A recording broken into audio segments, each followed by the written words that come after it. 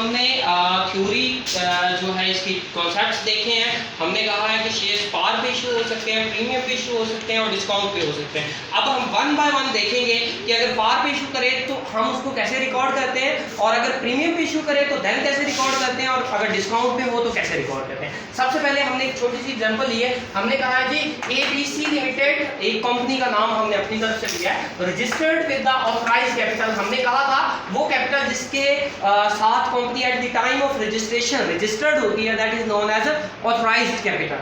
तो वो कितना है जी 1 करोड़ है, divided into shares of 10 lakh, share of 10 each. अगर ये ना गिवन हो कि शेयर्स कितने का है या नंबर ऑफ शेयर कितने हैं, ठीक है, तो ये आप कट निकाल सकते हैं। फॉर एग्जांपल ये 1 करोड़ है, इसको 10 से डिवाइड करेंगे तो ये आ जाएगा, और अगर ये गिवन है ये नहीं गिवन तो इसको और इसको मल्टीप्लाई करेंगे तो ये आ जाएगा, और अगर ये और ये गिवन है तो इस वैल्यू से इसको डिवाइड करेंगे तो ये आ जाएगा, ठीक है। और अगर ये गिवन है तो फिर भी ये तीनों में से कोई भी वैल्यू अगर एक गिवन ना हो, दो हो, तो आप निकाल सकते हैं तीसरी वैल्यू, ठीक है। On 1st January 2023 company issued 4 lakh shares, और उसके टोटल शेयर्स कितने हैं 10 लाख, जिसमें से वो इशूड कितने कर रही है 4 लाख। तो ये हमने देखा था ऑथराइज टोटल है, उसमें से उन्होंने ऑफर कितने किए 4 लाख, ठीक है। तो बाकी अनइशूड कहलाएंगे। Shares to general public for subscription at par, यानी कि किस पे इशू किए पार पे। ये क्वेश्चन में बताएगा कि पार पे इशू किए, प्रीमियम पे किए या डिस्काउंट पे किए। पार का मतलब क्या है कि 10 रुपए का है रिटर्न, तो इशू भी कितने पे किया है 10 रुपए, ठीक है। हमने अभी लास्ट वीडियो में भी ये बात की थी कि कंपनी जो है ऐड देगी और उसके बाद लोग जो है अपनी जो अमाउंट बनती है वो सबमिट करवाएंगे बैंक में, और क्लोजिंग डेट को कंपनी बैंक से पूछ के ये चेक करेगी कि कितनी एप्लीकेशंस आई हैं। तो हमने कहा था जितने भी इशू किए हैं 4 लाख, उतनी भी एप्लीकेशन हो सकती है, ज़्यादा भी हो सकती है और कम भी हो सकती है। हम यहाँ पे अज्यूम कर रहे हैं कि एप्लीकेशन जो है उतनी ही है, ठीक है। मीन 4 लाख शेयर्स इशू किए हैं और 4 लाख ही एप्लीकेशन आई। ओवर सब्सक्रिप्शन और लेस अंडर सब्सक्रिप्शन का बाद में देखते हैं, ठीक है। सेम अज्यूम करते हैं जी पार है ना, हाँ किस क्या सेम अज्यूम मींस नहीं, हम वैल्यू की बात कर रहे हैं। अगर वैल्यू हम सेम अज्यूम करते हैं 10 है तो 10 पे ही इशू करें तो वो एट पार है। लेकिन अगर नंबर ऑफ एप्लीकेशन सेम हो तो उसका मतलब इक्वल, उसको कोई पर्टिकुलरली नाम नहीं दिया गया। ओवर हो तो that is known as over subscription, और अगर अंडर एप्लीकेशन आए तो वो अंडर सब्सक्रिप्शन, ठीक है। तो सबसे पहले जी आपने उस दिन बैंक में देखा, बैंक से पूछा तो आपके बैंक अकाउंट में पैसे आए हुए हैं सिंपली। तो कितने पैसे आए हुए हैं जी, एप्लीकेशंस कितनी है 4 लाख, शेयर्स इशू किए हैं, और एक शेयर कितने का 10 रुपीज का, तो आपके बैंक में कितने पैसे आए होंगे 40 लाख, ठीक है। तो बच्चे सिंपल हम यहाँ पे क्या लिखेंगे डेट 1 जनवरी 2023, ठीक है। तो हमारे अकाउंट में मीन हमारे बैंक में पैसे आए हैं, जब भी पैसे आए हैं तो मतलब बैंक अकाउंट हमारा क्या हो गया इंक्रीज हो गया, और वो क्या हमारा एसेट है ना, तो एसेट इंक्रीज हो तो उसको हम क्या करते हैं डेबिट करते हैं, अगर आपको याद हो तो यहाँ पे क्या होगा बैंक अकाउंट क्या हो जाएगा हमारा इंक्रीज हो जाएगा, और इसको डेबिट साइड पे लिख लेंगे कितने से 40 लाख से, ठीक है।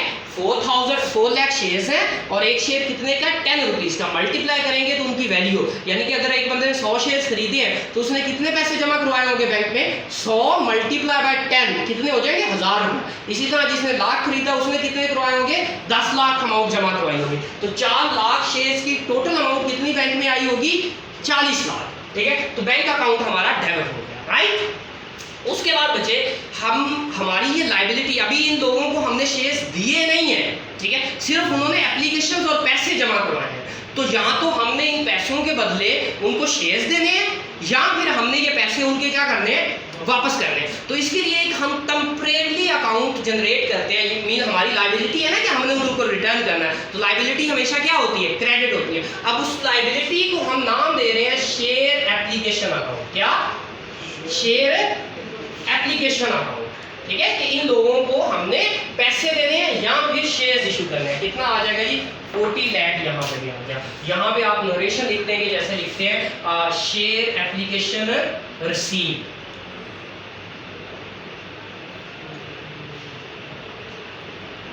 ठीक है। उसके बाद बचे हम जब क्लोजिंग डेट होगी जो भी 15 दिन 20 दिन बाद होगी, उसके बाद हम इन लोगों को क्या करेंगे शेयर्स अलॉट कर देंगे, ठीक है। जब शेयर्स देंगे तो उसको हम कहते हैं अलॉटमेंट ऑफ शेयर्स, ठीक है। शेयर अलॉ करेंगे तो उसके लिए ये जो हमारी लाइबिलिटी है कि हम इन लोगों को शेयर्स देने हैं या फिर पैसे देने हैं, ये हमारी लाइबिलिटी क्या हो जाएगी, कम हो जाएगी। जब लाइबिलिटी कम होगी तो ये क्या हो जाएगा, डेबिट हो जाएगा। शेयर एप्लीकेशन अकाउंट क्या हो जाएगा, डेबिट हो जाएगा। और इसकी जगह पे बचे जो बंदा पैसे लगाता है बिजनेस में, उसको हम क्या बोलते हैं, मालिक बोलते हैं। और मालिक को हम क्या कहते हैं, कैपिटल कहते हैं। तो कैपिटल क्या होता है, क्रेडिट होता है, ठीक है। तो यहाँ पे क्या लिखेंगे, टू, यहाँ पे हम जस्ट एक थोड़ा सा वर्ड और ऐड करेंगे, शेयर कैपिटल। वही मीनिंग है, वही सारा कुछ है, लेकिन ऑर्गेनाइजेशन की वजह से हम एक वर्ड और ऐड कर रहे हैं, शेयर कैपिटल। क्योंकि बहुत ज्यादा लोग होते हैं तो इसलिए हम क्या करें, शेयर कैपिटल। कैपिटल की बजाय हम जस्ट क्या करें, शेयर कैपिटल। तो यहाँ पे भी कितना आ जाएगा, ये 40 लाख और सेम यहाँ पे भी 40 लाख, ठीक है। सॉरी ये 4 है और ये 40 लाख जी। 1 मिनट मुझे उसके बाद इसकी नोरेशन क्या आएगी, शेयर अलॉट टू सब्सक्राइबर्स।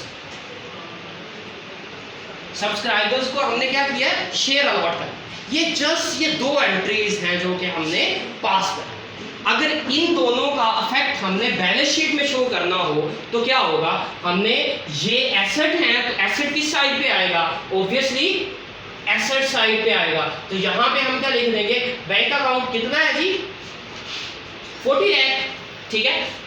जब हम बैलेंस शीट बनाते हैं, आपने उस तरह से बनाई नहीं है, जब हम उसको डिटेल्ड बैलेंस शीट बनाते हैं तो जो ऑथराइज कैपिटल होता है उसको जस्ट लिखते हैं, शो नहीं करते, मीन टोटल नहीं करते, लेकिन लिखते जरूर है। यहाँ पे हम लिखेंगे ऑथराइज्ड कैपिटल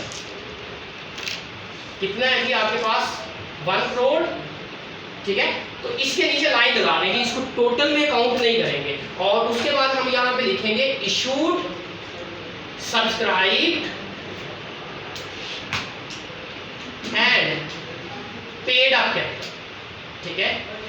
हमने कहा था ना कल कि ये इशूड, सब्सक्राइब्ड और पेड अप अब क्या होता है, सेम होता है। तो यहाँ पे ये लिखेंगे और कितने शेयर्स हमने इशू किए हैं, 4 लाख और मल्टीप्लाई बाय 10, तो ये कितना आ जाएगा, 40 लाख। और बैलेंस शीट की खूबसूरती क्या होती है कि दोनों साइडें इसमें क्या होती हैं, इक्वल होती हैं। तो यहाँ पे ये कितना बनेगा, 40 लाख और इस साइड पे भी कितना आएगा, 40 लाख। और आपकी बैलेंस शीट क्या हो गई, इक्वल हो गई, ठीक है। तो ये क्वेश्चन आपका कंप्लीट हो गया। नेक्स्ट वीडियो में हम इंशाल्लाह प्रीमियम और डिस्काउंट की बात करेंगे। Thank you very much.